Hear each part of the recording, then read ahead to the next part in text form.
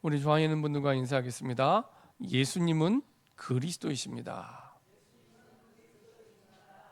우리 지난주 강단 말씀 가지고 인사하겠습니다. 당신은 하나님이 지키시는 사람입니다. 예. 우리 오늘 제목을 가지고 인사하겠습니다. 당신의 문제는 기회가 됩니다. 예. 그리스도 안에 우리가 있는 게 맞다면 우리의 모든 문제는 하나님의 기회입니다. 기회입니다. 그래서 하나님이 우리에게 문제를 주신 게 아니라 허락하셨는데 이게 어떻게 기회가 될까? 오늘은 그 길을 확인하도록 하겠습니다. 중국에 옛날에 어떤 사람이 있는데요. 그 사람이 어느 날 다치게 됐습니다. 다치게 됐더니 이제 주변의 마을 사람들이 와서 얘기를 합니다. 아니, 아들이 다치게 돼서 너무 걱정스럽겠다고 이렇게 얘기를 한 거예요. 그랬더니 이 노인의 말이 이렇게 얘기합니다. 뭐 아들이 다쳤다고 해서 다리가 부러졌거든요. 다리가 부러졌다고 해서 그게 뭐 큰일이겠냐 이렇게 얘기를 하는 거예요. 그리고 나서 얼마 있다가 그 나라에 전쟁이 터지게 됩니다. 전쟁이 터지니까 이 멀쩡한 청년들은 다 군인으로 징집이 되는 거예요. 전쟁터에 나가게 된 겁니다. 근데 이 다리가 부러진 아들은 다리가 부러졌기 때문에 전쟁에 나갈 수가 없는 거예요. 그랬더니 하는 말이 이제 주변에 있는 사람들이 참 이 어르신의 말이 맞았구나 또 이렇게 얘기하는 거예요. 어느 날 이 어린이 집에 말이 집을 나가버린 겁니다. 또 마을 주민들이 와서 얘기를 하는 거예요. 아니 그 말이 집을 나가버리니까 얼마나 손해가 나겠습니까? 또 이제 걱정을 해주는 거예요. 그랬더니 이제 이 노인이 하는 말이 뭐 말이 나갔다고 그게 뭐 나쁜 일이겠냐? 또 그렇게 얘기를 하는 거예요. 그랬더니 이제 주변에 있는 마을 사람들이 그런가 하고 또 돌아간 거예요. 얼마 갔더니 이 나갔던 말이 혼자 돌아오지 않고 말을 한 마리 데리고 왔어요. 그래서 이제 말이 두 마리가 된 겁니다. 그랬더니 마을 주민들이 하는 얘기야. 이 어르신의 말이 맞구나. 이렇게 얘기를 하더랍니다.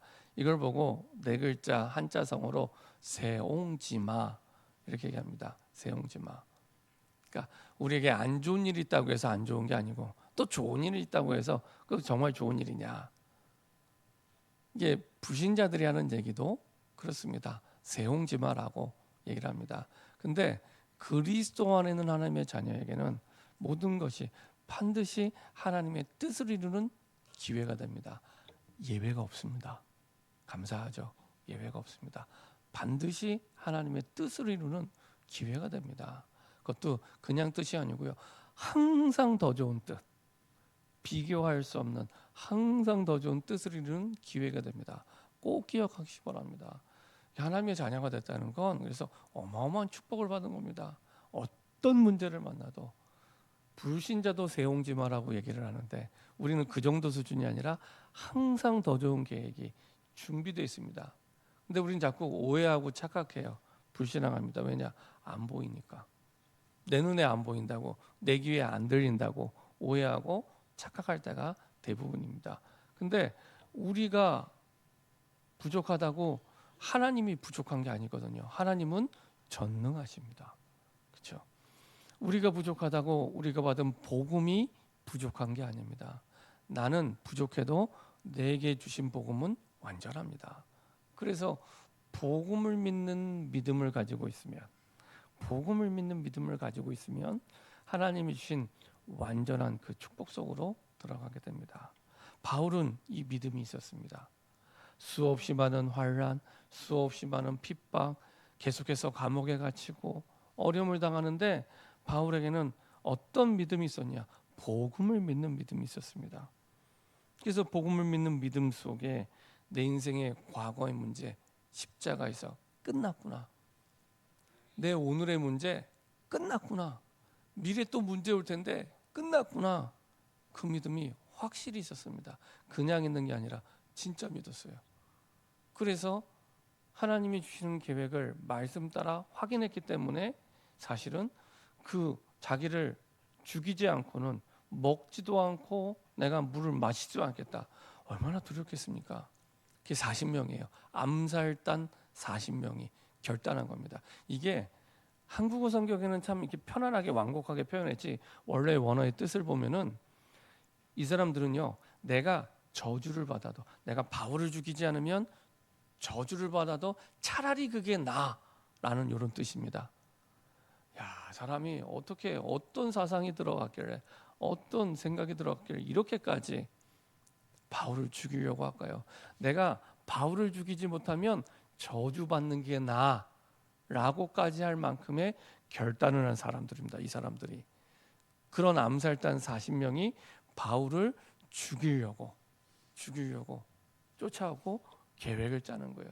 근데 그 앞에 초연하게 담담하게 인도받습니다.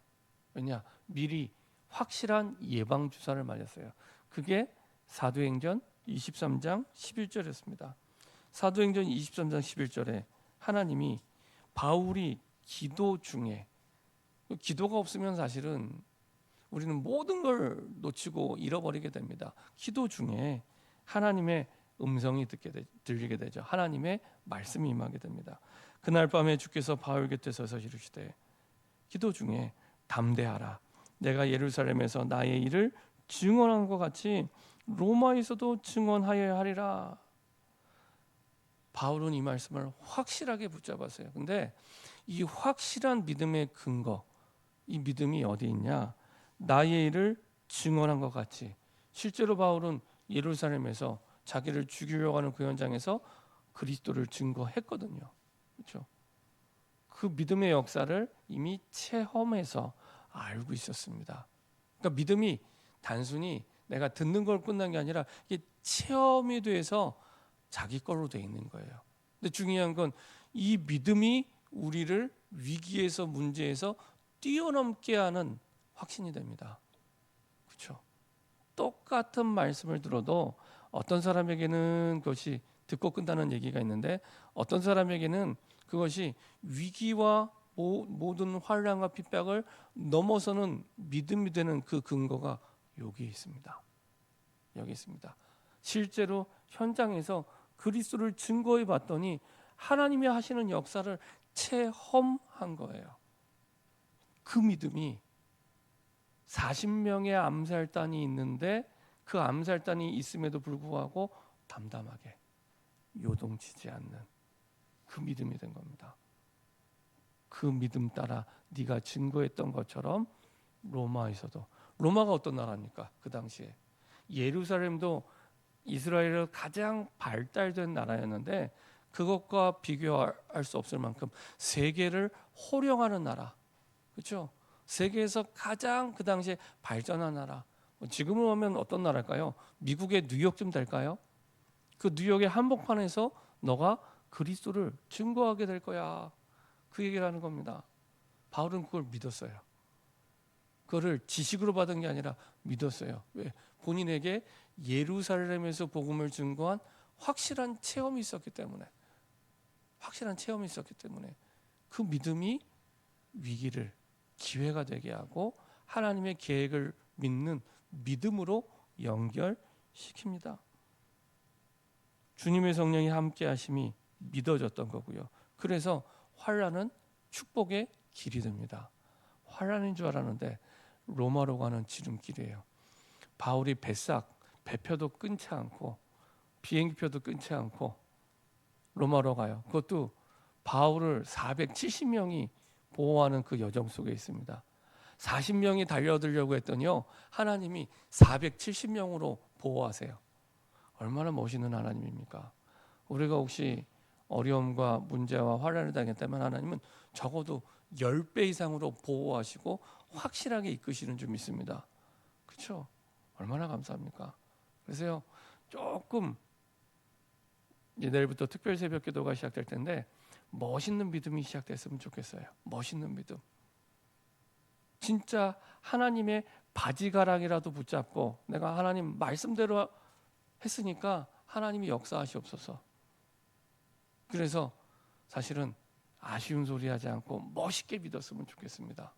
사실 오늘 이 벨릭스라는 사람이 나오는데 조금 안타까운 사람입니다. 그 당시에 잘 나가는 사람이에요. 오늘 이 사도행전 24장에는 잘 나가는 사람 두 사람이 나와요. 하나는 유대인들을 변호하는 더들어하는 사람, 지금으로 얘기하면 최고의 변호사. 얼마나 이 사람들, 이 유대인들이 이 바울을 감옥에 가두려고, 아까 말씀드렸잖아요.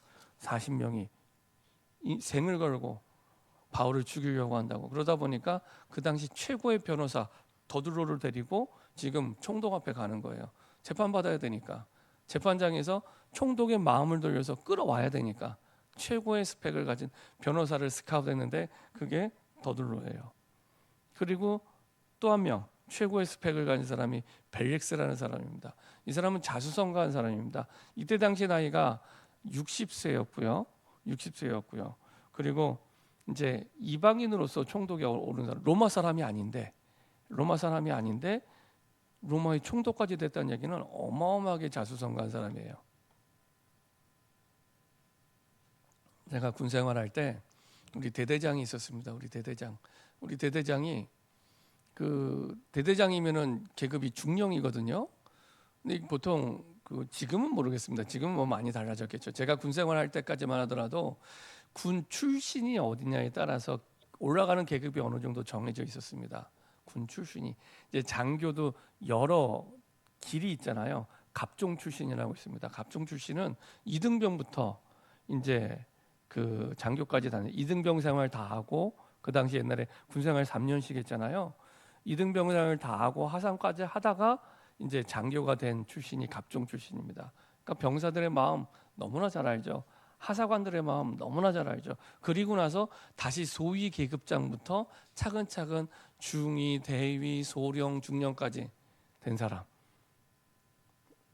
그리고 이제 그 삼사관 학교 이런 사람들이 있습니다. 학사장교나 삼사관 학교. 이 사람들은 삼사관 학교는 이제 육군사관 학교는 아닌데 사실은 대학을 다니다가 이제 사관학교 간 이 삼사관학교가 있습니다.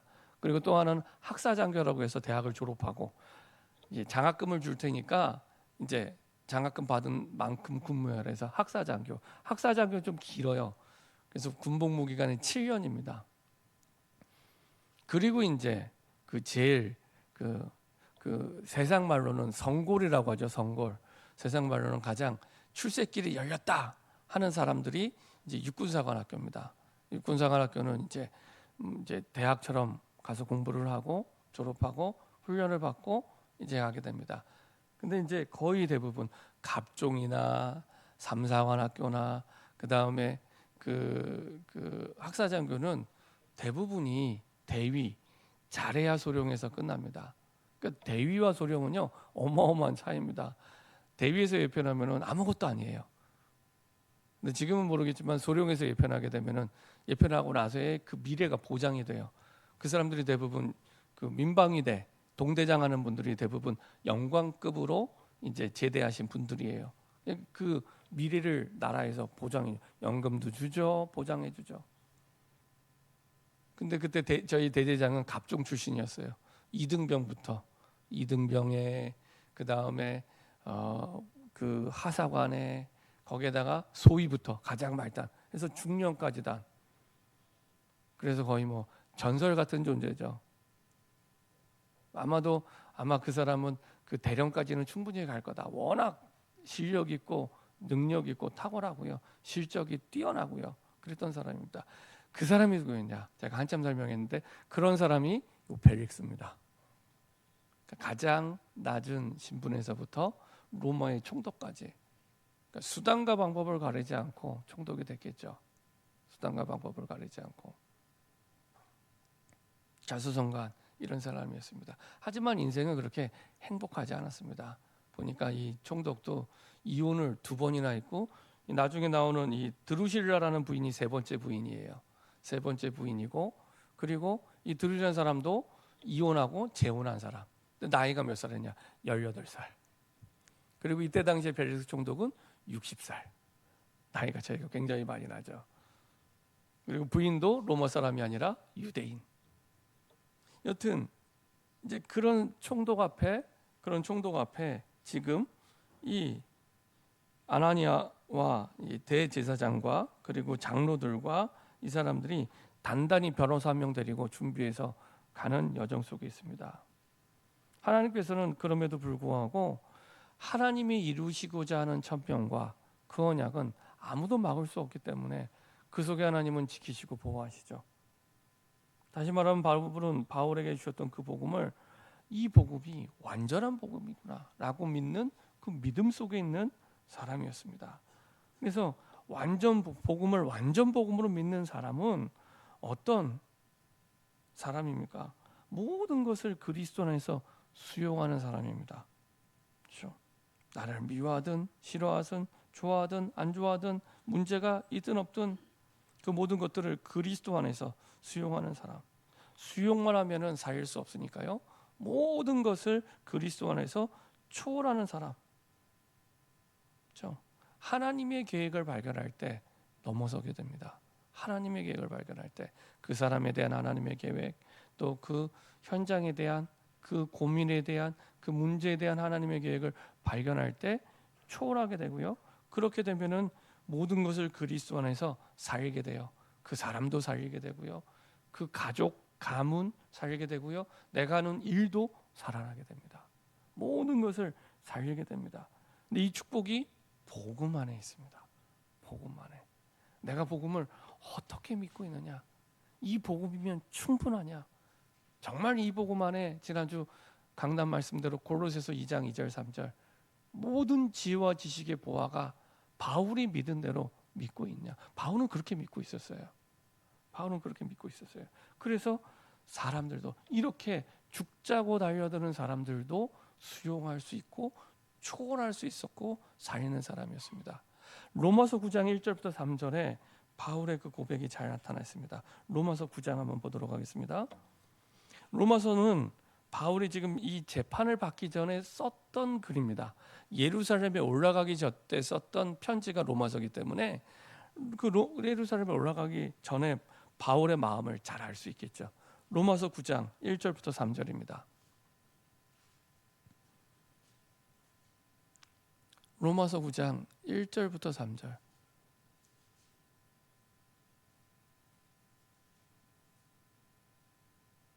같이 한 목소리로 합독하겠습니다. 내가 그리스도 안에서 참말을 하고 거짓말을 아니하노라. 나에게 큰 근심이 있는 것과 마음에 그치지 않는 고통이 있는 것을 내 양심이 성령 안에서 나와 더불어 증언하노니 나의 형제 곧 고륙의 친척을 위하여 내 자신이 저주를 받아 그리스도에게서 끊어질지라도 원하는 바로라. 이게 무슨 말입니까? 바울에게 큰 근심이 있고 마음에 끊임없이 그치지 않은 고통이 있대요. 이게 하나님 앞에 내 양심이 성령에 나와 증언하노니 어떤 부분이 끊이지 않은 고통과 이 큰 근심이었냐? 나의 형제 곧 고륙의 친척을 위하여 내 자신이 저주를 받아 그리스도에게서 끊어질지라도 원하는 바로라. 나의 형제 곧 고륙의 친척이 누굽니까? 이스라엘 민족입니다. 이스라엘 민족이 예수를 믿지 않는 것이, 이스라엘 민족이 복음을 믿지 않는 것이 바울에게는 끊임없는 근심이었고 고통이었습니다. 이스라엘 민족, 이 유대인들이 괴롭히는 게 고통이 아니고 이 사람들이 그럴 수밖에 없는 영적 배경을 알잖아요.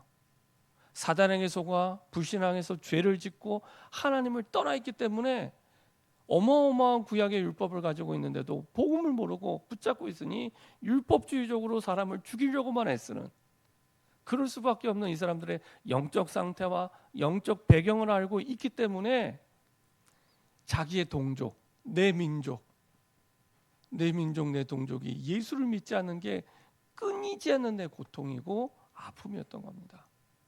이거를 바울이 재판받기 전에 이미 로마에 편지를 보낼 때 써요. 이게 바울의 마음이었고 믿음이었습니다. 그렇죠? 그래서 사실은 담담할 수밖에 없고, 심지어 오늘은 벨릭스 앞에 서 있잖아요. 총독 앞에. 혹시 재판장에 가보셨습니까? 그렇죠? 굉장히 두려울 수 있고 힘들 수 있는 그 자리에, 굉장히 어려울 수 있는 재판받는 그 자리에 서서 담담하게 할 말 다 해요. 그리고 이 변호사처럼 미사 여구를 써가면서 아첨하는 말을 하지도 않아요. 지금 오늘 이 변호사가 얘기하는데요, 아첨하는 말, 본인이 한 말의 반은 아첨하는 말이에요. 사실은 판결을 잘 받아내기 위해 변호사답게.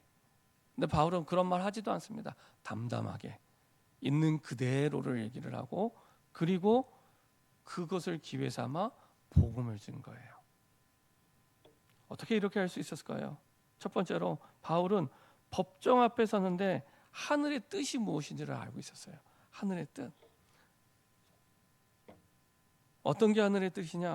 하나님께서는 지금 이 법정 앞에 서는 것이 하늘의 뜻이 있구나. 어떤 뜻입니까? 모든 족속 만민 땅끝, 그 가는 길이었구나. 여기에 대한 뜻이 확실했습니다. 그래서 지금 바울에게 주신 그 방향이 어디입니까? 로마. 네가 로마도 보아야 하리라. 그렇죠? 그 로마로 가는 길 속에 지금 내가 있고, 지금 로마의 그 총독 앞에 서 있구나. 이 총독이 예수 믿으면 얼마나 많은 곳에, 특별히 로마에 영향을 주겠습니까? 모든 족속 만민 땅끝, 그리고 바울의 땅끝이었던 로마, 분명히 알고 있었죠. 사도행전 19장 21절, 큰 전도의 체험을 한 이후에 내가 로마도 보아야 하리라. 사도행전 23장 11절, 네가 로마에 가게 될 거라고. 심지어 사도행전 27장 24절, 풍랑을 만나 다 죽게 됐는데 그 상태에서도 너는 가이사 앞에 서야 하리라. 내게 말씀하여 주신 그대로 나는 믿노라. 그렇게 고백을 합니다. 그 한 사람을 통해서 하나님은 그 시대를 살리는 축복과 응답을 주셨죠. 구약 성경을 누구도 잘 알고 있는 바울은 그것이 애굽의 이스라엘의 역사였음을 알고 있었습니다. 그래서 400년 동안 애굽 생활, 그때 그리스도의 언약을 가진 그 한 사람 모세를 통해서 사실은 노예가 해방이 되는 그 축복, 바벨론의 포로로 끌려갔던 그때에도 하나님은 다니엘 그 한 사람을 통해서 그 뜻을 이루었고요. 그리고 로마로 가는 그 여정 속에 하나님이 나를 부르셨구나. 지금 시대도 똑같습니다. 하나님을 떠나 복음을 잃어버리고 복음이 희미해진 이때 우리에게 와 있는 문제가 진짜 문제가 아니라 사실은 하나님께서 세계복음화를 두고 우리를 이끌어 가시는 여정 속에 우리를 두고 계시는구나. 하늘의 뜻을 발견할 때 진짜 내 문제가 끝나게 됩니다. 두 번째입니다. 그 속의 시대의 뜻을 발견하게 됐죠. 그 시대가 로마 시대요. 그리고 벨릭스가 지금 이스라엘을 다스리고 있는 그 시대입니다. 그래서 벨리스 총독 앞에 서는 것이 하나님의 뜻이구나 분명히 붙잡고 있었습니다. 그래서 완전 복음 속으로 들어간 바울은 사람이 보인 게 아니라 그 앞에서 하나님이 원하시는 뜻이 보였던 거죠. 역사적인 증거를 분명히 바울은 믿고 있었습니다. 어떤 역사적 증거입니까? 예수님이 재판 받으실 때 누구 앞에 서죠? 너무 어려운 질문인가요? 예수님이 재판 받을 때 우리 늘 사도신경 할 때 지금 나오는 빌라도의 직분이 뭡니까? 총독. 그렇죠. 예수님이 빌라도 총독 앞에 재판 받았던 것처럼 지금 벨리스 총독 앞에 재판 받고 있는 거예요. 예수님의 죄가 뭐였죠? 죄가 없었어요. 예수님은. 그래서 빌라도는 재판을 안 하려고 했어요. 근데 그거를 떠넘기죠. 유대인들한테 손을 씻으면서 떠넘겨요. 바울이 지금 죄가 있습니까? 없어요. 지금 말 잘하는 변호사 데리고 와서 세 가지 얘기했는데 세 가지 다 무죄예요. 똑같아요. 그 가운데 유대인이 이 예수님을 십자가에 죽일 때 했던 죄가 뭐죠? 성전을 더럽혔다고. 그래서 신성모독죄. 네가 하나님이라며? 유대인들에게는 있을 수 없는 일이에요. 우리가 믿는 하나님이 저기 하늘에 계셔야 되는데 네가 하나님이라고? 이게 있을 수 없는 일이에요. 더더군다나 성전을 헐라고 내가 사흘 만에 짓겠다고 이 얘기를 한 거예요. 그러니까 더더욱 참을 수가 없는 거예요. 죽여야겠다. 예수님 죽여야겠다. 근데 그렇게 예수의 길을 따르는 또 한 사람이 나와서 그 얘기를 또 하는 거예요. 그게 바울이었어요. 그래서 나중에 그 얘기를 얘기할 때 그 바울의 답변 가운데 이런 얘기합니다. 나는 그들이 이단이라 하는 도를 따라 이렇게 합니다. 이단이라 하는 도를 따라. 그 도는 길을 얘기합니다. 길도자잖아요. 지금 우리가 예수 믿는 사람 크리스찬이라 얘기하지만 그때 당시에는 뭐라고 그러냐면은 예수의 도를 따르는 사람. 그때 당시에 예수 믿는 사람을 그렇게 얘기를 했던 겁니다. 예수의 도를 따르는 사람. 예수의 길을 따르는 사람. 근데 똑같이 재판을 받아요. 그 말은 무슨 말입니까? 바울이 인생을 제대로 가고 있는 겁니다. 예수님의 길을 따라 제대로 가고 있는 겁니다. 이 역사적 증거를 바울은 알고 있었고요. 그래서 유대인을 이기고 로마를 정복하는 길이 대항에서 싸우는 게 아니고 사실은 성령의 인도받아 그곳에서 복음을 증거하는 것이구나 알고 있었던 겁니다.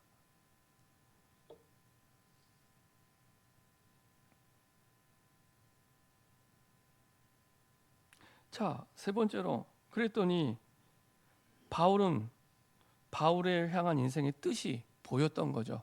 바울을 향한 인생의 뜻이 보였던 겁니다. 그렇죠? 어떻게 하나님이 인도하십니까? 오늘 봤던 말씀 가운데 바울의 대답. 자, 말 잘하는 문제 제기한 사람의 문제는 세 가지였죠. 5절 6절 보면은 이렇게 얘기합니다. 우리가 보니 이 사람은 전염병 같은 자라. 얼마나 예수 믿는 사람을 코로나 아시죠? 코로나가 번지는 것처럼 예수 믿는 사람들이 일어나기 시작한 거예요. 저는 이런 응답이 우리 교회를 통해 일어나기를 소원합니다. 그렇죠? 이런 응답이. 그러니까 초대교회는 이런 응답을 받는 교회였어요. 그래서 전염병이라는 코로나가 번지는 것처럼 예수 믿는 사람들이 일어났던 겁니다. 천하에 흩어진 유대인을 다 소욕케 하는 자요 나사렛 이단의 우두머리요 그가 또 성전을 더럽게 하려 함으로 우리가 잡아서니 세 가지. 그래서 유대인을 다 소욕케 한대요. 그리고 나사렛 이단의 우두머리. 바울은 아마 이 얘기 듣고 기뻐하지 않았을까? 야, 내가 쫄개가 아니라 우두머리였구나. 나사렛 이단의 우두머리. 그리고 그가 또 성전을 더럽게 하려 함으로 우리가 잡아서. 사실은 마지막 걸 얘기하고 싶었거든요. 이 유대인들은. 여기에 대한 대답, 바울의 대답 14절입니다. 나는 그들이 이단이라 하는 도를 따라 길을 따라 조상의 하나님을 섬기고 율법과 선지자의 글에 기록된 것을 다 믿으며 그들이 기다리는 바 하나님께 향한 소망을 나도 가졌으니 곧 의인과 악인의 부활이 있으리라 함이니라. 이게 어떤 믿음입니까? 조상의 하나님을 섬기고 난 하나님을 믿는 사람이라. 하나님의 절대 주권을 믿는 사람이 바울이었습니다. 그래서 주인이 누구예요? 하나님. 하나님을 섬기는 사람. 하나님이 주인인 사람. 돈을 주인인 사람은 돈을 섬기는 사람이죠. 오늘 벨릭스가 그렇습니다. 자기의 성공을 사실은 섬기는 사람이 성공이 주인인 사람. 벨릭스가 그렇습니다. 적당히 세상에 발 하나 담그고 또 바울이 하는 얘기를 아예 안 믿은 것도 아니에요. 듣고 이해는 했어요.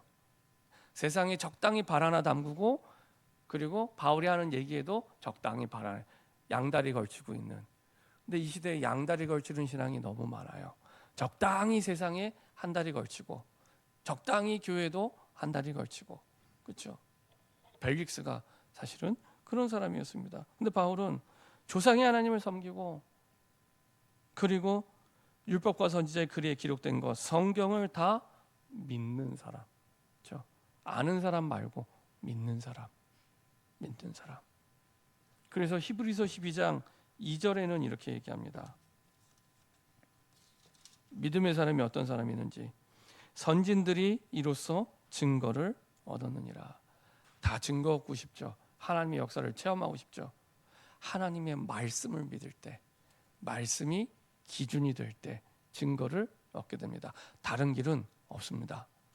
하나님은 한 번도 사람의 말에 역사하신 적이 없고 우리 환경과 문제에 따라 역사하신 적이 없습니다.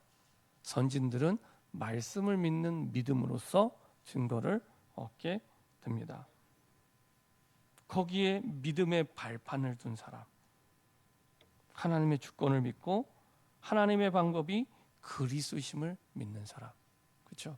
우리가 문제를 푸는데 그리스도가 해답이에요. 그랬더니 그리스도의 그 언약을 따라 답이 체험이 되는 겁니다. 그 그리스도에 주신 복음대로 성령께서 역사하시고요. 성경만이 확실한 보증서가 됩니다. 그렇죠? 우리가 믿는 믿음의 보증서는 오직 말씀밖에 없습니다. 그렇죠? 사람의 말이 아니라 우리는 대부분 문제가 터지면 문제를 믿어요. 말씀을 믿지 않습니다. 그래서 어려운 겁니다. 그래서 힘든 거고 그래서 방황이 되는 겁니다. 그렇죠? 그리고 인생의 가치가 바뀌게 돼요. 나의 가치는 하나님의 성전이구나. 나의 무능 때문에, 나의 연약함 때문에 나를 비하하거나 비교하지 않습니다. 열등감을 가지지 않습니다. 나의 가치는 부족해도 연약해도 하나님의 성전이구나. 다르죠. 내가 있는 이곳이 그냥 내가 적당히 사는 줄 알았는데, 돈에 맞춰 사는 줄 알았는데 선교지였구나. 그렇죠? 바울이 선 그곳은 다 선교지였습니다. 가는 곳마다. 그리고 시한부 인생임을 알고 있었어요. 그래서 끝을 알고 오늘 내가 뭘 해야 될지를 결정하고 살아가는. 그래서 죽음이 두렵지 않았던 겁니다. 그리고 내세에 대한 분명한 믿음도 있었죠. 그래서 오늘 뭐라고 얘기합니까? 의인과 악인이 부활에 있으리라. 의인과 악인이 부활에 있으리라. 그렇죠? 우리가 육신적인 죽음으로 끝나지 않는다는 얘기입니다. 반드시 심판이 있고 그 심판에 따라 하나님 나라에 영원히 가든지, 그리고 영원한 불 속으로, 아까 우리 장로님 보여주셨는데 꺼지지 않는 불꽃 속으로. 그렇죠? 그래서 생사화복의 주관자는 하나님 손에, 우리의 형편 따라 복이 되고 화가 되는 게 아니라고 서론에 말씀드렸죠. 불신자도 세홍지마라고 얘기하잖아요. 그렇죠? 그 모든 것이 화가 되고 복이 되는 기준은 오직 하나님께만 있는 겁니다. 오직 하나님께만. 문제가 왔다고 화가 되는 게 아니고 우리에게 좋은 일이 있다고 복이 되는 게 아닙니다. 하나님 손에만 있습니다. 그래서 문제가 왔다고 두려워하거나 무서워할 이유가 없습니다. 그렇죠? 너무 기쁜 일이 생겼다고 들뜰 이유도 없습니다. 기준은 하나님 손에 있습니다. 그리고 하나님은 말씀하십니다. 전도 때문에, 복음 때문에, 선교 때문에 한 일이 있냐? 냉수 한 그릇도 그 상을 잃지 않으리라. 예수님의 말씀이에요. 우리가 전도 때문에 한 일이 있다면, 복음 때문에, 선교 때문에 한 일이 있다면 냉수 한 그릇도 그 상을 영원히 잃지 않습니다. 바울이 이걸 증명해 보였어요. 바울의 인생의 발판은 여기에 있었습니다. 바울의 믿음의 발판은 여기에 있었습니다. 결론입니다. 바울은 이 현장에서도 복음을 증거하죠. 그래서 바울의 대답 가운데 뭐라고 얘기합니까? 이 사람들이 나를 잡으려고 하는 이유 하나밖에 없어라고 자연스럽게 복음을 얘기해요. 21절 같이 한 목소리로 합독하겠습니다. 오직 내가 그들 가운데 서서 외치기를 내가 죽은 자의 부활에 대하여 오늘 너희 앞에 신문을 받는다고 한 이 한 소리만 있을 따름이다. 그렇죠? 내가 외친 죽은 자의 부활에 대해서 누구 얘기를 하는 겁니까? 예수님의 죽으심과 십자가의 부활, 예수님이 그리스도 되심을 얘기한 겁니다. 그 한 가지만 얘기했더니 나를 이렇게 잡으려고 하더라. 그 한 가지를 얘기했더니 이 자리에서도 복음을 증거합니다. 위기, 문제인 줄 알았는데 오히려 복음을 증거할 기회요. 바울에게 약속하신 1000명 로마도 보아야 하리라. 그 길로 가는 완벽한 응답 속에 있습니다. 완벽한 응답. 이건 바울이 똑똑한 머리로 계획한 게 아니라 있는 그대로로 하나님의 주권을 인정하고 믿음으로 갈 때 하나님께서 이렇게 이루시는 여정이죠. 완전 전도, 하나님이 이루시는. 그래서 하나님이 준비한 응답 속에 되어지는 전도를 체험하게 하십니다. 이 축복 속에 있으면 하나님은 양보할 능력도 주시고요, 복음을 누리는 능력도 주십니다. 그리고 모든 것을 축복으로 바꿀 수 있는 능력도 주십니다. 그 축복 속에 하나님이 우리를 부르셨습니다. 저 여러분들이 이런 응답과 축복의 증인으로 서기를 소원합니다. 아까 벨릭스 말씀드렸는데 듣고 얘기를 해요. 죄가 없으니까 자유를 주고 친구들이 돌보아 주는 것을 금하지 말라. 그러면서도 계속 복음을 듣기는 들어요. 근데 결단을 내리지는 못해요. 여전히 양다리로 걸어가는 인생 속에 있습니다. 저 여러분들이 하나님 주신 중요한 언약을 붙잡고 믿음의 결단이 있는 완전 복음, 완전 전도의 시작이 되기를 소원합니다.